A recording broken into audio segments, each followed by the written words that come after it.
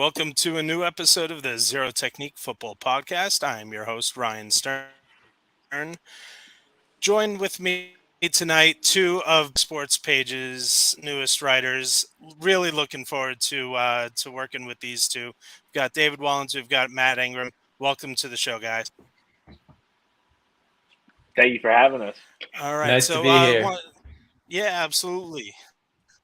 All right, so let's do a little bit introduction so that everyone can know where you guys are coming from, where your background with football is, and what got coming up on the website. So let's start with David. What you got?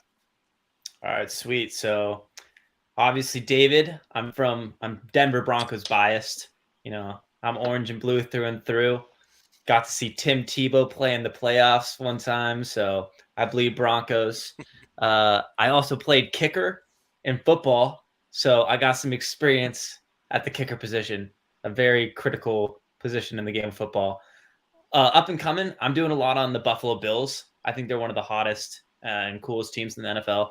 Love Josh Allen, just awesome talent. So I'm going to be doing a sort of wide receiver trio, best in the league take, and just talking about the top 5 trios in the league. We'll end up, and for who are new to the show, you'll notice that I like to put a lot of fantasy spin on a lot of conversations, and with our storylines of the NFC West, I will have a little bit of fantasy input with the division. But you just brought up the wide receivers and the Buffalo Bills, which, I mean, right now my hottest guy is Gabriel Davis. I am picking up Gabriel Davis wherever I can. 100%. Matt, how about you? What you got going on? Yeah, so I'm born and raised from Sacramento, California, but I'm actually a Cowboys fan, which is pretty rough to say in most parts of the country. But I've got a dad who's born and raised from Texas, so I'm used to mediocrity for the last 20 years or so. But living in Sacramento my entire life, I'm covering the Niners, being so close to them. I have another family member who's a massive Niner fan, so it's kind of what I've grown up with as well. Up and coming, we have the training camp preview coming out in the next day or two. Looking at the entire Niners roster, looking at their depth chart, what storylines we're going into the next season, especially with the Deebo Samuel situation. And then after that, we're going to take a look at their running back room in the next week or so. It's a pretty stacked one. They like to go 4 to 5 different backs all the time with Elijah Mitchell and the guys that they drafted in the last draft. Like to go through everybody and see who might break out this next year. I mean, it really is amazing when you look at Elijah Mitchell and what he was able to overcome to get to that leading running back spot. I mean, they drafted someone 3 rounds ahead of him in Trey Sermon, who was this heralded college running back coming out of Ohio State. He had that Big Ten championship game where he just absolutely ran buck wild for anything and everything in his way, and he just never got a chance to crack that lineup. I know he had some early injuries that had something to do with it, but there just didn't seem to be a whole lot of trust. Yeah, and it was pretty clear from, I guess, some of the training camp stuff that happened last year with Shanahan and Sermon. It just didn't seem like Shanahan ever felt like Sermon was the guy kind of from the start. And once Mitchell kind of showed up, it seemed like he proved everybody wrong with that 6th-round draft pick and going for 1,000 yards last year. With being how small he is, too, it's pretty impressive on the way he's able to run the ball in that system. Yeah, no, as I had said earlier, I like to put a little bit of a fantasy spin, and he was the fantasy hot week 2 of the season. I mean, when you get the lead back in role in a Kyle Shanahan offense, you're going to be pretty important in terms of the fantasy community. And I know that there were people spending their entire acquisition budget on player, and he, while he was on the field, he was worth it. Yeah, definitely one of the best sleeper picks anybody would have gotten last year, or like even a waiver wire pickup, which he probably was for most people, honestly. Absolutely. All right. Quickly, again, a little bit about me. I've born and raised Northeast New Jersey, about 7 miles from the Meadowlands. First Giants game that I was at was when I was 3, 1985.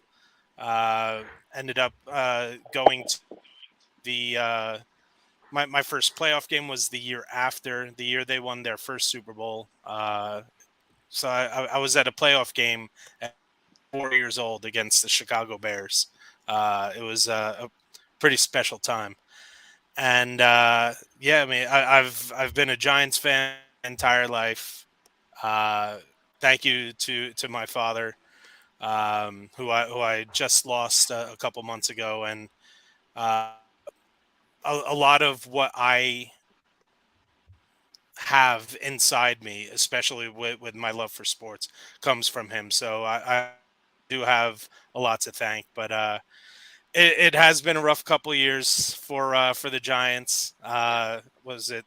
I think over the last 5 years, the Giants and the Jets are tied for the most amount of losses in the NFL. So it's rough up here in the swamplands.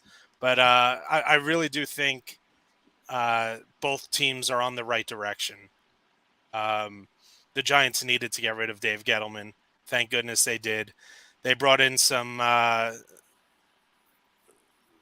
winners, especially over the past couple of years. New GM and head bringing coach, in Joe, right? Joe Shane, who is the assistant GM in Buffalo. He brings in their offensive coordinator Brian Dable, who had a big hand in the development of Josh Allen. Who there are a lot of people who are saying that Josh Allen is the best quarterback in the league right now. And that's even with Patrick Mahomes. And you look at the weapons that he has surrounding it.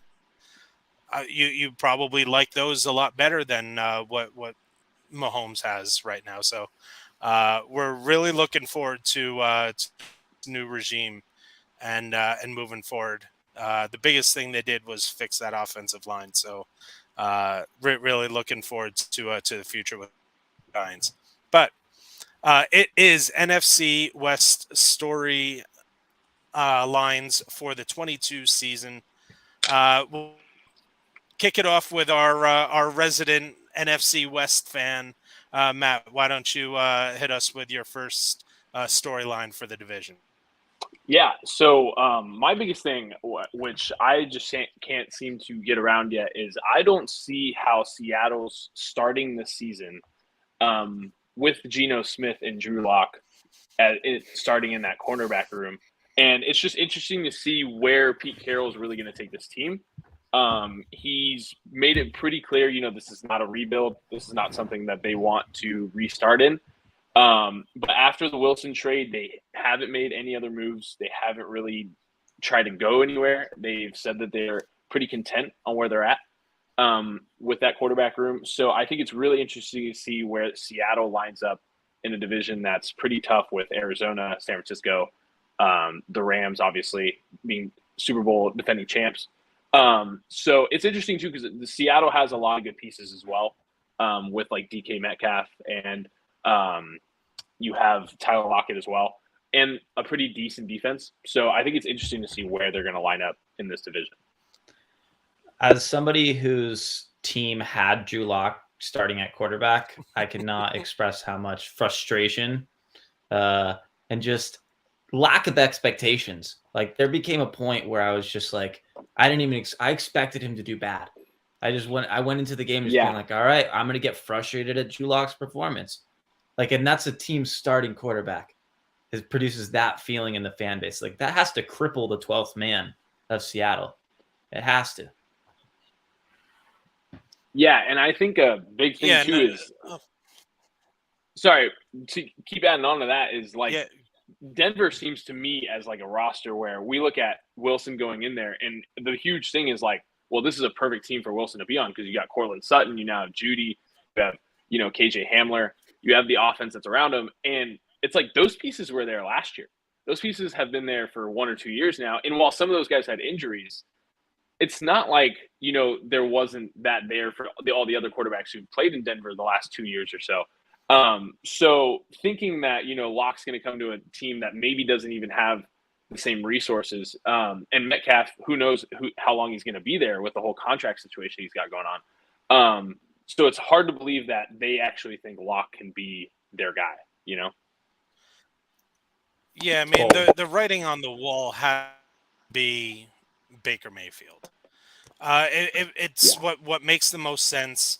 He's obviously not going back to Cleveland, even though they could certainly use an experienced quarterback right now. But it looks like they're going to have to wait another year on whole Deshaun Watson experiment. But there's no possible way that relationship can be fixed. And now, again, for people who have tuned into this show before, you'll know that I am not the biggest Baker Mayfield fan. In fact, I am one of his biggest haters. I have, let's see, going into that draft, I had him as my QB5. So I actually had Rosen, Allen, Lamar Jackson, and Darnold ahead of Baker Mayfield. I just didn't think he was going to be anything good in the NFL. You know what? I mean, aside from Josh Rosen just completely bugging out, and I love Josh Rosen coming out of UCLA. I thought he was going to be the next great thing. But Baker Mayfield has not done anything to prove that he was worth the number 1 overall pick. But he was also in Cleveland for all those years. And there's nothing that is really redeeming about trying to build yourself up as a quarterback while you're in Cleveland. Now, if you have this opportunity to go to a very well-respected organization, to a group of coaches who know what they're doing, who have been there, who have won in the past, you do have pieces around you. And I guarantee you, if they bring in someone like Baker Mayfield, that's going to give DK Metcalf a little bit more motivation to stay in town, sign a contract, and play with a better quarterback than what he has now. Yeah, and getting to Baker's, like, I think Baker, I'm kind of almost on the opposite end of, like, your, like, analysis of that draft. I didn't have Baker number 1. I certainly thought that Allen and Lamar and a couple of those other guys, and Darnold, especially when Darnold was coming out, I thought Darnold was probably going to be the best quarterback. But I thought, looking at that entire class, Baker has probably, if you put any of those other quarterbacks in Cleveland, it's hard to believe any of them do any better, just in terms of Freddie Kitchens and some of those other coaches that he had to go through. Right. But then he didn't build a winning team around him. Yeah. And obviously, like, to me, last year is kind of one to just throw into the trash. Like, I don't take a whole lot with that coming into the next year. Like, a guy who's that hurt playing quarterback, it's hard to believe that anybody's going to play well, just with the injuries that he had. But coming into Seattle, it's a perfect fit. It's a team who has an experienced head coach, like you said. And it doesn't make a lot of sense on Seattle's end to have the QB situation that they do, and have the Metcalf thing going on. It doesn't really provide Metcalf with any, hope that, this is going to be something that they're going to turn around on the quarterback end if you're not really, searching at all, from what it seems like. So, I mean, in the case that Baker Mayfield does come onto the Seahawks, which is still, that's a big if still. Like, where does that place the Seahawks in the NFC West? I would say probably it would still probably have them at that 3 and 4 spot. 3-4. I would think. 3-4. Yeah. But it gives them a higher ceiling. Yeah. Yeah. Definitely. I think if Baker's healthy, like if he can get back week 1 and they know that shoulder's right, especially with the fact that they're a pretty heavy run first offense. You now have a backfield with Penny and Walker and Carson. He can kind of go back into, letting a running game, hold him together, have 2 wide receivers who are better than any of the wide receivers he had in Cleveland. And yeah, you're going to go against probably a tougher division, but I think they can at least get to 8-9 wins if he's on that team. Like, I think that's a ceiling for them. The only thing that would worry me about him going to Seattle is the offensive line. I know they draft Charles Cross in the top 10, but the rest of that line is very fee at best. Especially the interior. From what I'm looking at on the depth chart, it's you're looking at like Gabe Jackson is probably your other best lineman on there. And if any of you know about Gabe Jackson, that's not a great statement to say if he's on your offensive line and he's the best player. So, that's definitely a concern for them. All right, David, why don't you give us your first storyline? My first storyline has to do with the wide receiver position and who is going to be, the best wide receiver in the NFC West. It's pretty stacked on each team with talent. DeAndre Hopkins, Deebo Samuel, depending on that whole situation. Also Hopkins with his 6-game suspension. DK Metcalf up there, and also Cooper Kupp. Like, can Cooper Kupp maintain that triple crown, or can teams lock him down? So I think the wide receiver position contains a lot of competitions and, questions that come along with, who is going to be the best performer in that NFC West group. Yeah, Hopkins would be in consideration for me if he were playing 17 games, but he will be missing the first games of the season due to the performance-enhancing drug suspension.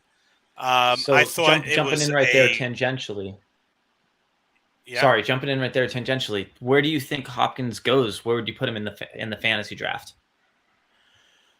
He probably ends up somewhere 6th round-ish, 6th, 7th round. Yeah, I mean, you're going to get tremendous value out of him because, I mean, people are going to be worried about drafting someone that high that is going to miss. You're looking at the regular season now in fantasy is 13 or 14 weeks. So that means you miss it 6 out of 14, 3 out of 7. That's what, about 42% of the regular season. It's tough to put a big investment into someone like Hopkins, especially when I don't know if any of you saw the post that was put up last year with there was one particular game that DeAndre Hopkins ran the same route in one game on like 37 of 42 dropbacks. It was the most insane thing I had ever seen.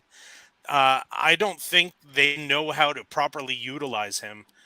I think that there's a chance that Hollywood Brown ends up being, even on a point per game basis, the best wide receiver on that team, especially because you're now bringing him back with his college quarterback. They have a lot of experience together, a lot of history, and they wanted to play together. So I really do think that was a great move for the Cardinals, who were in desperate need for a solid wide receiver too after losing Christian. Yeah, and speaking on that, Arizona receiving corps, I don't think AJ Green gets nearly enough credit for what he did last year and almost having 1,000-yard season at how old he is.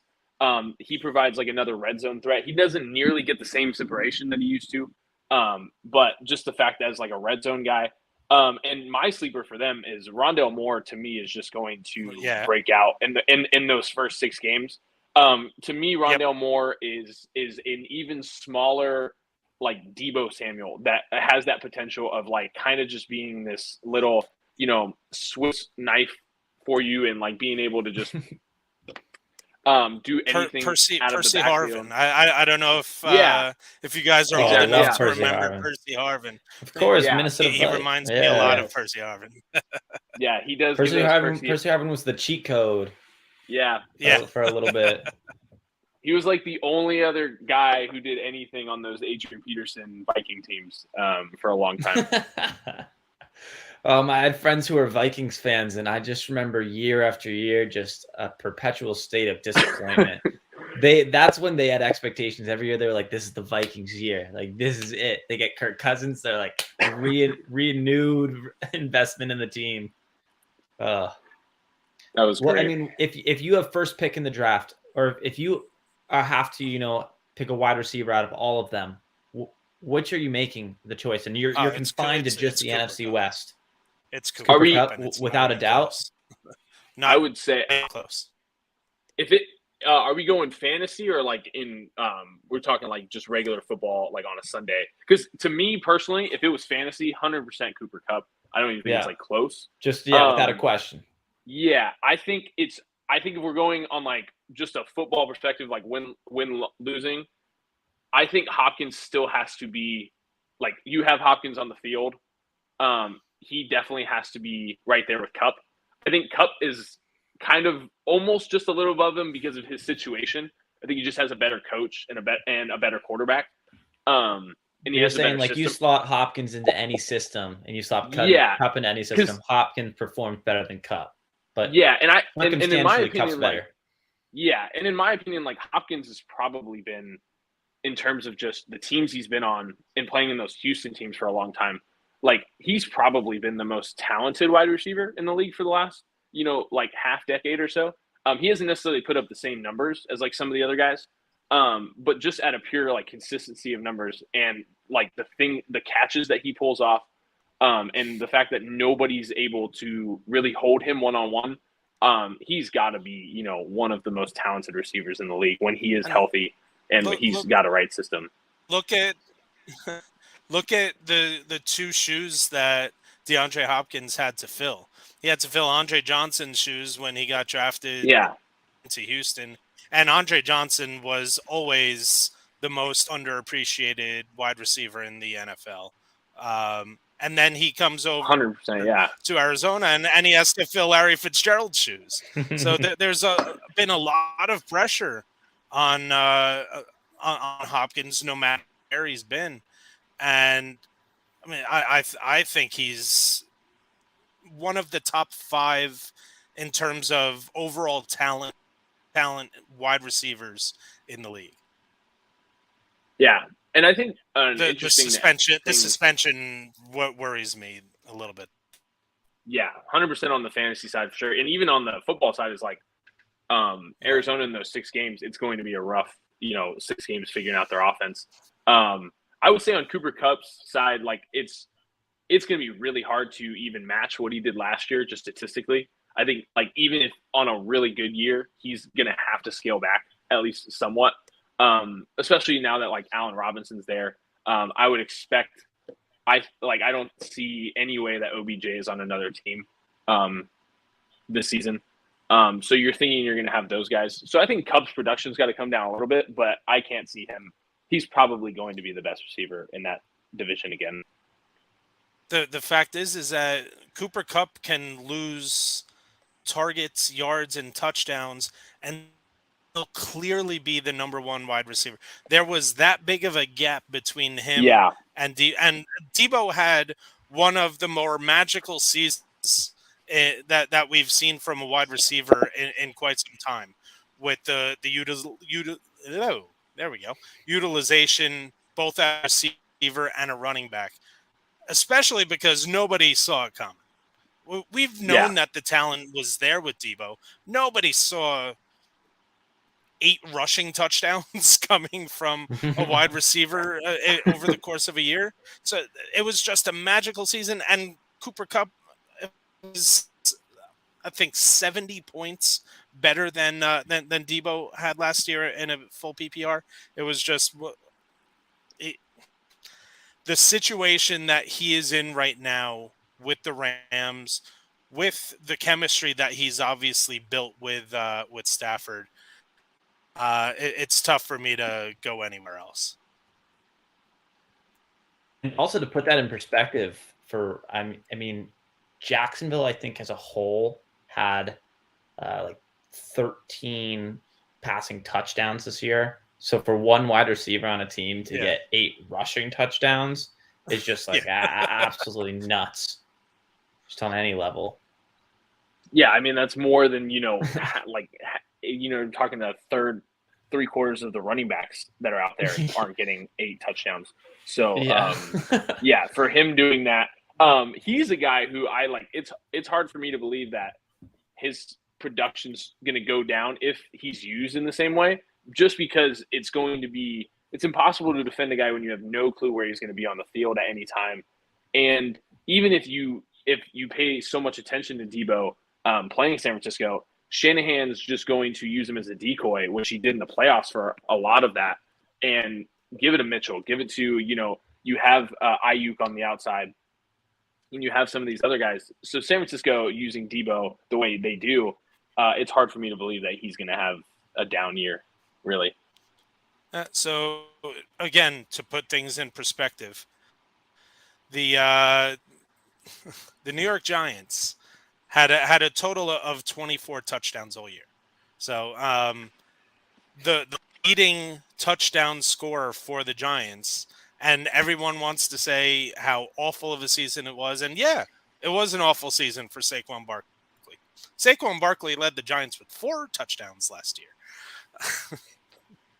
So a wide receiver had double the amount of touchdowns that one of the most talented running backs in the entire league had. So, that just goes to show you what kind of season Debo had. I am going to move on and talk about the actual running backs in the division. This is one of the weirdest spots, especially in terms of fantasy, because right now you're looking at probably the highest drafted running back out of this division is going to be James Conner in the 3rd round. Cam Akers is usually falling into the 4th round. Rashad Penny, who somehow is still being drafted behind Ken, and he's now known as Ken Walker. He's not Kenneth Walker or Kenneth Walker III anymore. He is asked to be called Ken Walker. But the rookie out of Michigan State is being drafted ahead of Rashad Penny, and I am absolutely baffled because Rashad Penny's the starter for I think a considerable part of the season. And I mean, Rashad Penny's going in like the 7th, 8th round, which is just mind blowing. Elijah Mitchell's usually going in the 4th round range. So this is not a division where you're seeing a lot of respect given to these running backs. And I think that by the end of the season, they're going to prove a lot of people wrong, because I think that James Conner was the running back 5 in the entire league last year.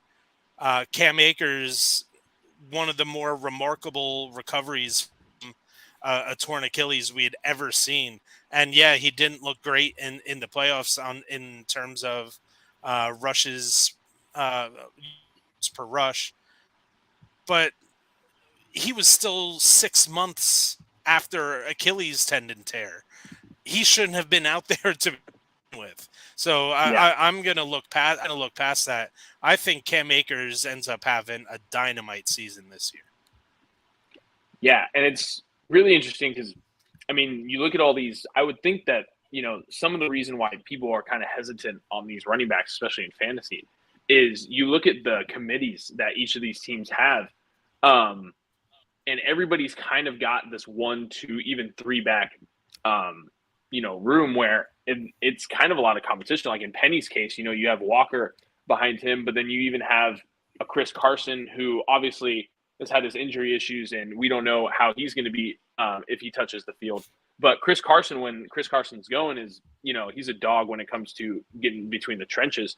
And then especially in Elijah Mitchell's case in San Francisco, San Francisco has almost turned into the Patriots at this point when it comes to relying on a running back.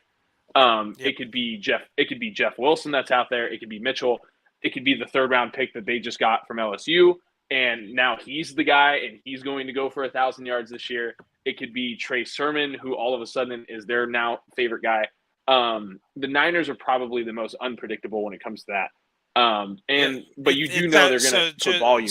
Sorry, just to pick off that statement, it's actually been 6 years since the last time a 49ers running back had back-to-back years as their top running back in a season. So they've had basically a different RB1 for the past 6 years. Which goes to show you the absolute brilliance of Kyle Shanahan.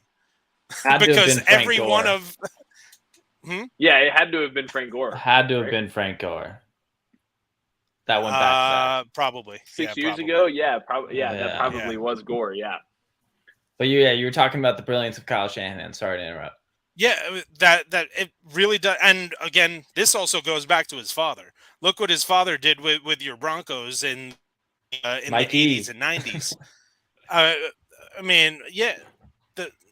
There was always a different running back, and of course, had the run with Terrell Davis, but Mike Anderson, you had Clay, you had all these guys that nobody knew who they were, and then was he there at the beginning of C.J. Anderson's career? I think that may have been after. I think so. Oh yeah. Actually, may have been Kubiak. Okay, but you're looking at all of these guys who just have success year after year after year, and it doesn't matter who it is. They're comfortable when they find in training camp that one guy who is going to gain their trust. They lean on.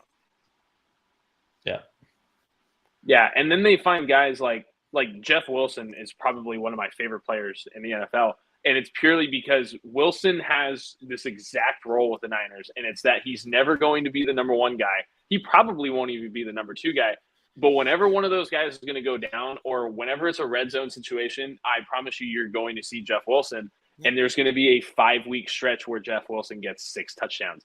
And you're just gonna wonder what's happening there, and then he'll disappear again, and you won't see Jeff Wilson for the rest of the year, and then you'll see him again the next year, and he'll always and he'll get his 5 touchdowns in that one game that he maybe goes for 100 yards, and he'll show up randomly and then just leave.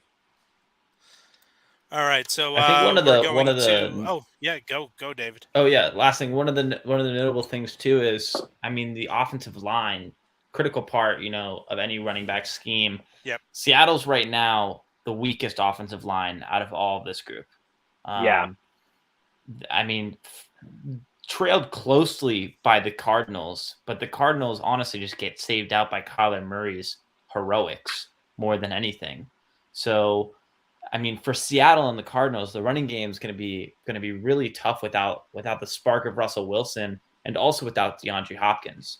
So I imagine that they're going to probably tank even more, especially at the start of the season, while Seattle's getting underway and the Cardinals are reeling from the loss of Hopkins. Especially when those teams are going to go against, in those first 6 weeks, going against a game against the Niners, a game against the Rams, who both have probably the 2 best defenses, especially on the run side of the ball, against, this division. So that being said, the Niners have a big hole as well in this training camp preview that I'm actually writing right now. Looking at it, they lost Laken Tomlinson at guard. They lost Alex Mack being retired, a month ago. The interior of the Niners line is 3 guys who basically have not played any snaps in the NFL so far. and a lot of unproven guys. So really, the Rams look like they're the only ones that have a line that at least is coherent and come together at least. Yeah, they have a good line too. Especially they are reeling from losing Andrew Whitworth. This past year, obviously. Yeah, the tackle position will be retiring. interesting. But who did they have slot in? I think it was Joe Noteboom. Joe Noteboom slotted in. And he's been really great. So the Rams are slated to have a really solid offensive line. As a pass blocking offensive lineman. He has struggled in the run game, but he's going to be alongside Edwards on the left side of that line. And David Edwards is just one of those guys who dependable. If you want to just give out these adjectives to some of these guys, this line is dependable.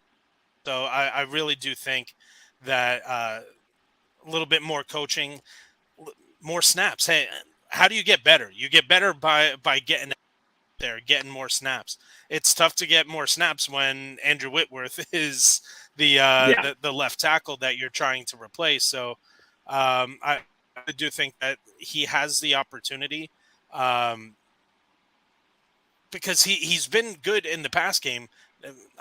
Just needs to get better in that run game, which is sort of unfair because that Rams offensive line realistically doesn't have to be all that great, because if you don't have a great offensive line, you can just do a lot of quick routes, and nobody's running them better than Cooper Kupp and Odell Beckham Jr. That's one of the best duos at your quick outs.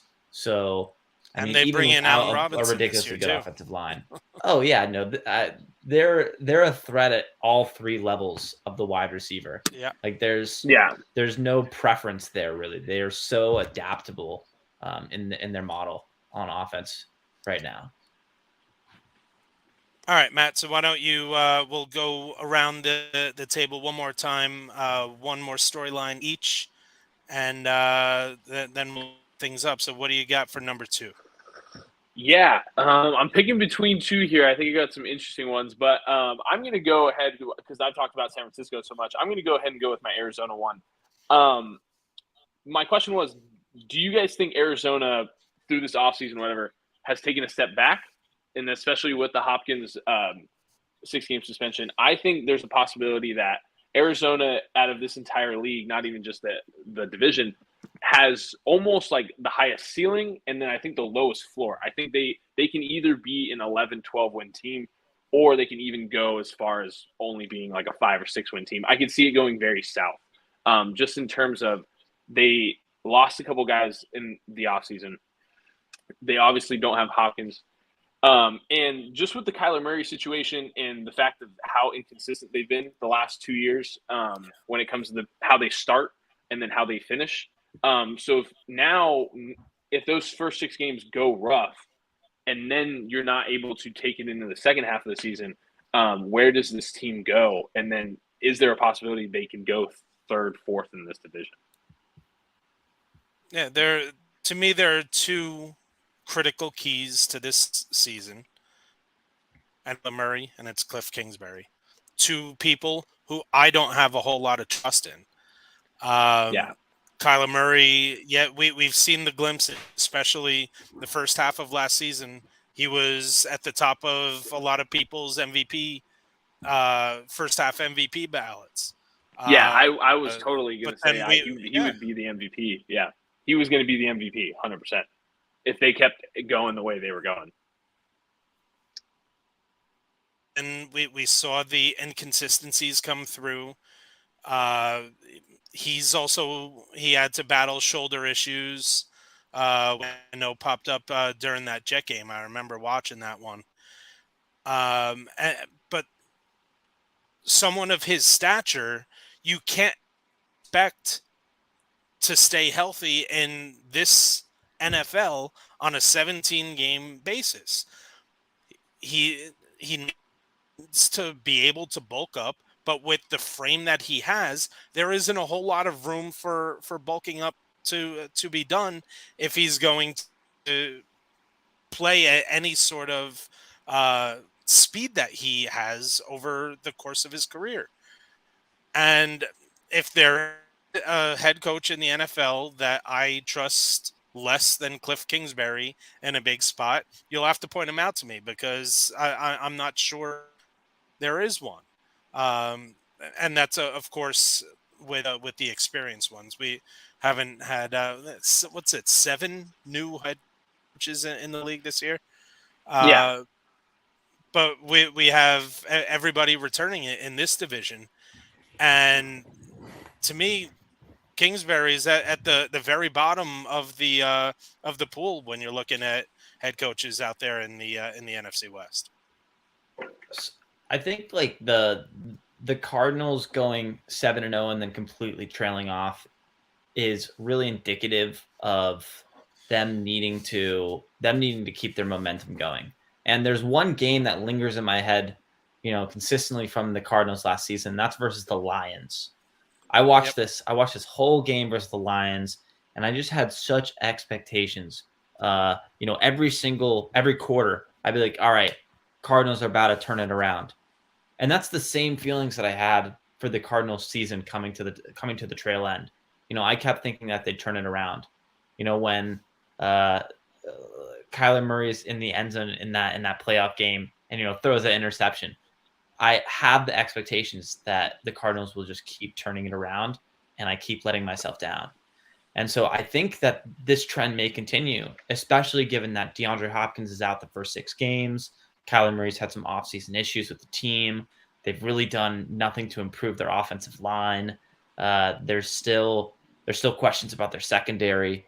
If they're not coming in with momentum, I don't know if they have enough to be able to gain it throughout the long season. Especially even if DeAndre Hopkins comes back and is playing right alongside Brown.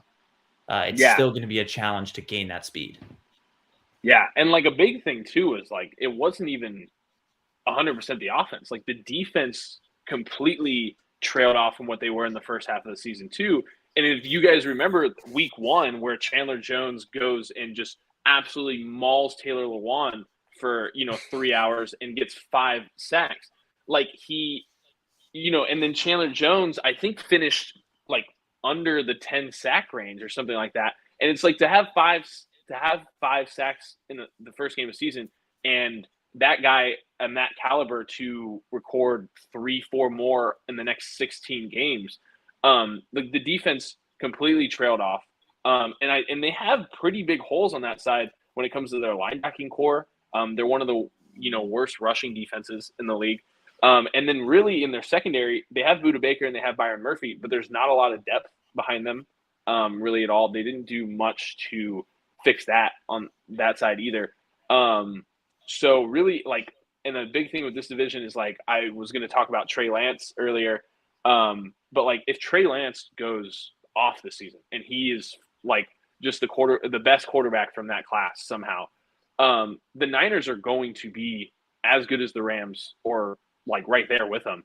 And it's hard for me to see a team like Arizona competing with those two teams if that's how it works out.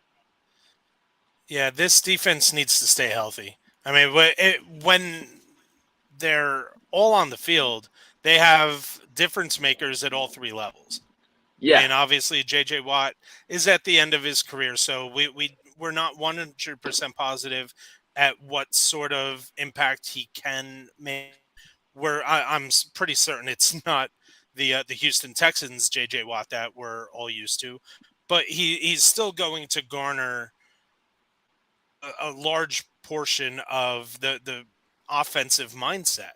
The offensive coordinators are going to know where J.J. Watt at all times. Isaiah Simmons, to me, is one of the absolute up-and-coming superstars on the defensive side. I just love everything about his game. Marcus Golden, who just keeps proving people wrong and putting up double digits and year out for the past 3 years or so. Yeah. And Budda Baker's top 3 safety in the league. So they have difference makers. You made a good point about the depth. That they're not a very deep defense, but they do have those difference makers who need to stay healthy and on the field.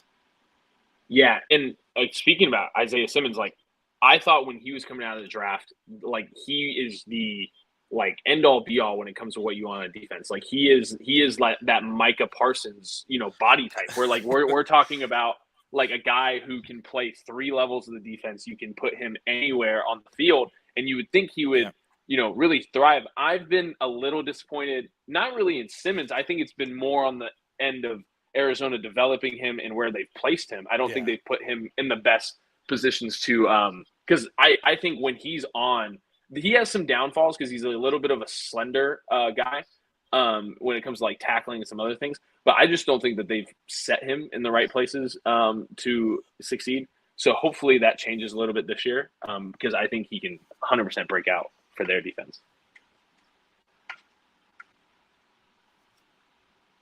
All right, David, what do you got for your second and final storyline for the West? So second storyline, I'm big into predictions. I like thinking ahead, making a little bit of predictions. So I want us to go around. I think there's a clear favorite in this division, and I think the majority of people do too in the Rams.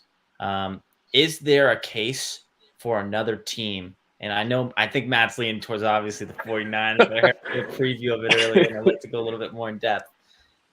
Is it the Rams division locked, or is there another team with a good chance, not a chance, a good chance of, upsetting the Rams hold on the division?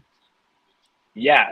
So, I mean, obviously you said it, like, I think there's only one team. And I wouldn't say, like, in my mind, if I had to bet, like, I would 100% go with the Rams. Because the biggest question when it comes to the Niners is at that quarterback spot. Yep. I think the roster for what it is going to shape up. It doesn't have the stars that the Rams have, but the way that the Niners are coached and cohesively play defense and offense at the same time, we've seen it in the last couple of years with their record against the Rams, and even them being 1 or 2 plays away last year from beating them and going to the Super Bowl. They're the Rams' biggest threat, pretty much in the NFC. But if we have no clue how Trey Lance is going to, change this team. And if anything, it could go worse than what Garoppolo was giving in the first place. And you're going to have to deal with a guy who, even if Lance is great and he's got superstar potential, he's, really a rookie who's only played 2 games. And he's going to have those rookie mistakes. You're going to have to go through those rookie, trials. And there are going to be games where it's just like, this is what it takes to, develop him. And he's just going to have to get those snaps.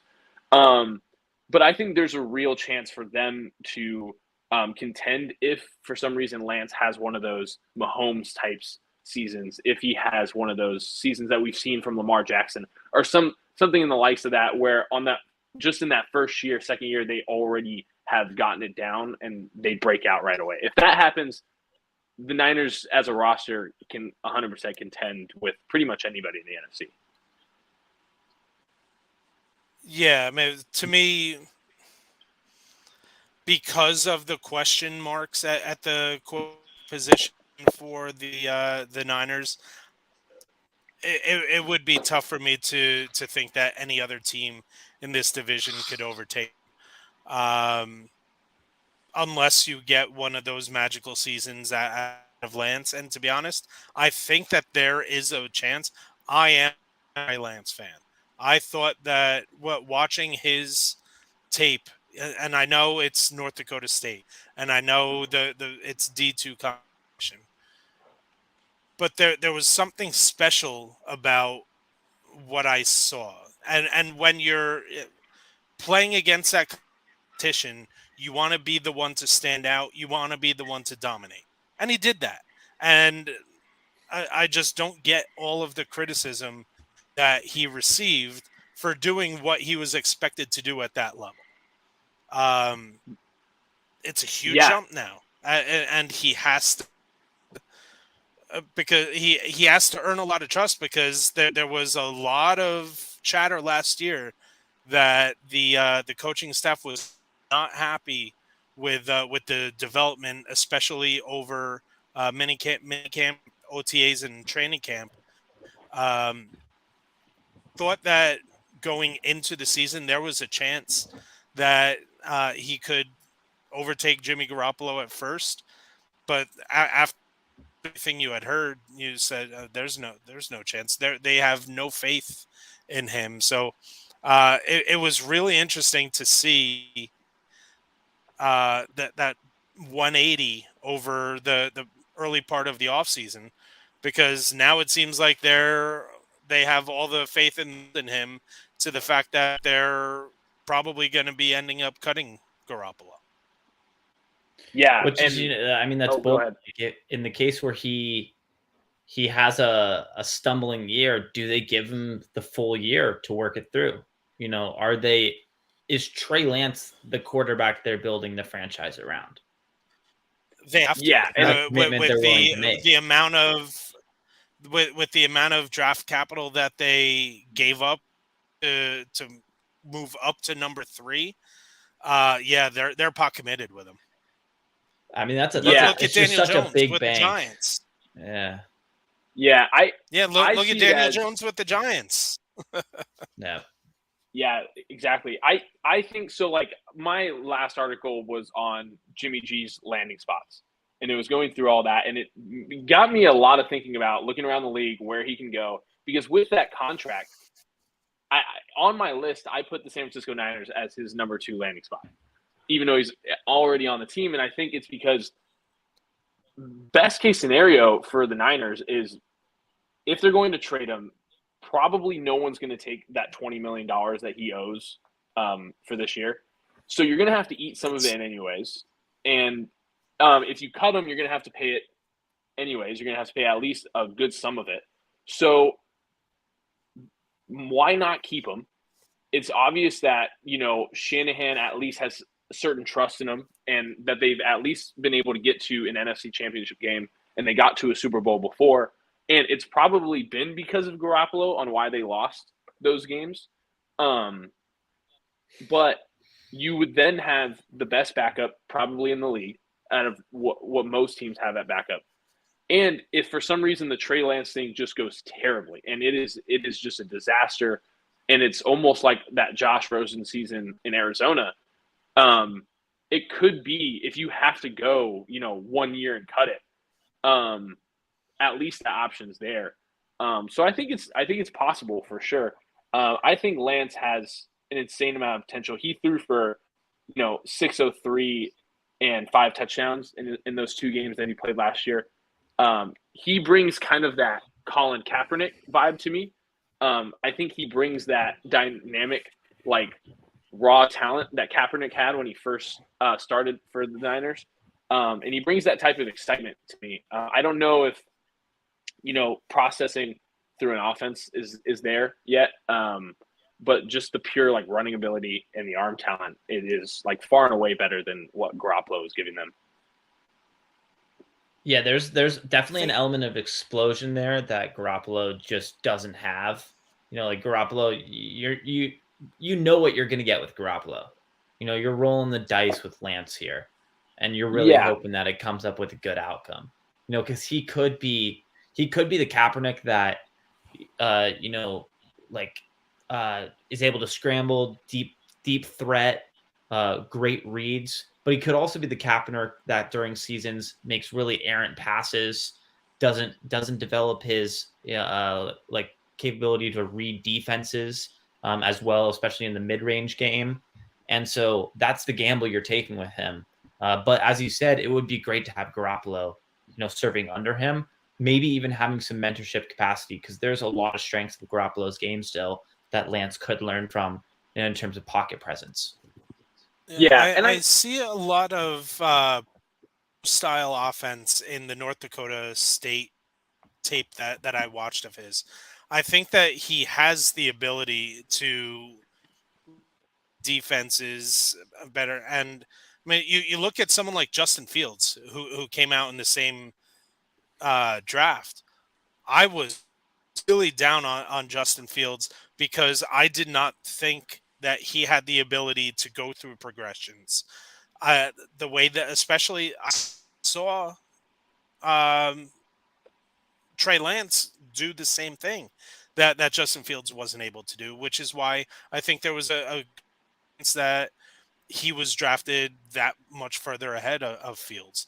I thought that he was actually more pro ready than a lot of people had let on. But yeah, the upside is just tremendous. Yeah, and I think that's a big thing. And the whole reason why the Niners made the gamble in the first place was obviously they were winning and they were getting there, but it kind of didn't mean anything if were only, yeah, it's obvious they won a ring. And it doesn't mean anything if you get to the NFC Championship game 5 years in a row, kind of like Green Bay, and you don't get anywhere. And it seems like Green Bay's almost stuck in this same, mode of not changing whatsoever. And then you have the Niners who come in and change everything and basically say, it's obvious we need a jolt in this offense because especially if you look in last postseason that they had, even though they beat Green Bay and they were, a couple plays away from beating the Rams, they didn't score much in either of those games. It was mostly defense, and then in the Green Bay game, it was a special teams touchdown on why they beat them anyway. Yeah, so really, if you look at it, like defenses were finally getting a hold of what the Niners offense was, and you can only run it so much and try to trick everybody so much. At a certain point, your quarterback has to go out and beat the defense that's being, put in front of him. And I think at a certain point, Garoppolo just wasn't doing that for them anymore. And you have to at least finally take a chance on a guy who at least shows you he can give flashes of something that, that Garoppolo just can't bring to the table. And I'll wrap the storylines with I'm going to talk about the breakout players for each team. The guys that haven't done it yet, but have the potential to do it this year. And we'll start off with Arizona. I know the name was brought up already, but Rondell, I think is primed to have a big time season this year. He's a little guy, 5'7", but the second year player out of Purdue. Excuse me. I think we're gonna see some big things from him. We're gonna look over at the Rams, and there's a name that some people are probably thinking of, and I think a lot of people would say Van Jefferson. I'm even deeper than Van Jefferson, and I'm going to look at Ben Skowronek.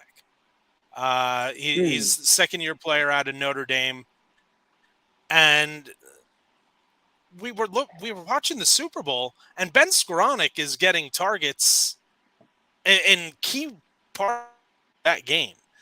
I really do think that they have, and I know one of them was actually off his hands and turned to an interception. But I think this team actually likes Ben Skowronek a lot.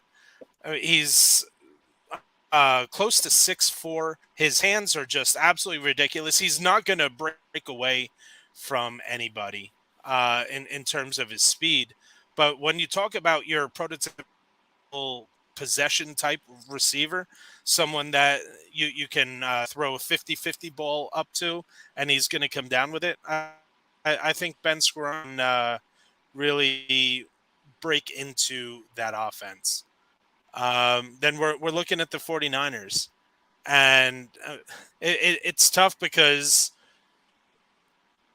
unless there is an injury, I think we're all set with who the starters are going to be.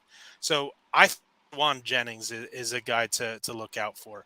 I think he has solidified the wide receiver position, and I liked what I saw out of him last year. Didn't get a whole lot of target because every single touch seemed to go to Debo. But I liked what I saw when he was healthy and out there. So Juwan Jennings is a name to look out for. And then we finally over with Seattle. And I know it's a net really that people have known about for a while, but we haven't seen that breakout. Now he's on a new team. Noah Fant, I think, has a real good opportunity Yes. to break out and finally be that top 10 tight end that he was drafted to be. Who That are was some the of one these downside. breakout candidates that you guys like? Just to chime in on that Noah Fant, yeah, that was a loss for the Broncos. You know, the one thing that I was sort of sad about losing was Noah Fant as a Broncos fan, because there's so much promise there. So that's out of that list right there. Noah Fant is, I think, the one of the items that Seahawks. I'm like, good on you for getting Noah Fant in the trade, because I thought that they just got robbed in that trade altogether. But I do think Noah Fant's going to probably have the biggest out of that group. I think Skoranek, I was also very impressed by how he stepped up to the moment in the Super Bowl game, and am looking forward to performance. I'm just so uncertain as to if there's going to be any live up to that hype, because it could be one of those things where you never hear from him again, or it could be one where Oh he yeah, slots into a nice he like can wide receiver have 3. he can have 10 targets this year and just be a handle in the wind. But I think that there's a chance, and especially if you're looking at a deep league or a dynasty league with a real deep bench, there are worse stashes that you could make. Yep. Yeah. With the Noah Fant one, Noah Fant gives me he to me he's in that same realm of like OJ Howard and Evan Ingram, where like it's just like it's those three guys where like they all seem like they had this great potential, and then for some reason, whether it's the team that they're on, it's injuries, whatever it is, haven't gotten there yet. All three are now on new teams in the same season, which I think is kind of ironic. We now have OJ in Buffalo, where I think he could thrive. We now have Evan Ingram in Jacksonville, where we could see how that goes, and then we have Fant obviously in Seattle. I think that's a great one. On the Niners side, I loved you saying Juan Jennings. Jennings was probably their biggest third down threat in the entire playoffs. As a third down receiver, he was just perfect when it came to getting to the sticks and getting them first downs. My one that I would throw out there for the Niners, he had a good season last year. He had 825 yards, is Brandon Ayuk. He's already kind of a cemented player, but I think Ayuk is the guy who's going to go for 1,000 yards this year, who didn't go for 1,000 yards last year. Ayuk makes some of the toughest catches that I've seen. I think he's finally going to get a full year under his belt. And I think they're going to throw a lot more deep and kind of in the middle of the field with Lance now that's there. So I could see Ayuk going for 1,000 plus this year. See, it's funny that you had mentioned earlier. Kyle Pitts ended up breaking it this year, or this past year. But do you know who had the best rookie season as a tight end in NFL history in the Super Bowl era, in terms of putting up what a fantasy season would look like? Yeah, I think Pitts just broke. Was it Ditka's record? Was it Ditka's rookie year? So it was, he broke Ditka's receiving yards. That's But right. I'm In a talking season. about, fantasy points. Oh. And it was Evan Ingram. Evan Ingram had the best Wow rookie tight end season in fantasy football history until Kyle Pitts last year. So Evan Ingram had such a weird tenure here in New York. It started off, I mean, like a roller coaster. He was so effective in the receiving game, and he was so bad in the blocking game. He actually turned into a better blocker than any of us could have ever imagined. Not saying he's a great blocker, but better than we Yeah. thought he was going to be. And then, I mean, he couldn't catch a ball to save his life. How many over the past 2 years balls that went through his hands into the arms of a waiting defender? It was just so frustrating, and the fans really turned on him, and which was a little shocking. But then again, this is New York, so what can you expect? But that is going to wrap it up for our show tonight, guys. Can't thank you enough for joining us. Looking forward to the future of the show with the two of you, and along with some of the other great new blood that we have here at Sports Page. So make sure you're following David at David Wollins BSP. Matt is at Matt Ingram _ if I remember. Yep. I'm You got at it. R Stern 33. Back Sports Page is at Back Sports Page on all social media. Make sure you're checking out backsports.com for these guys, plus everyone else's new content going up on a daily basis. Guys, looking forward to the season. Yeah, looking forward to it. Nice chatting with you, Matt and Ryan. Yep, super All fun. right. Can't wait for the next one. All right. Be well, everybody. Have a great night. We'll talk to you soon. Very good.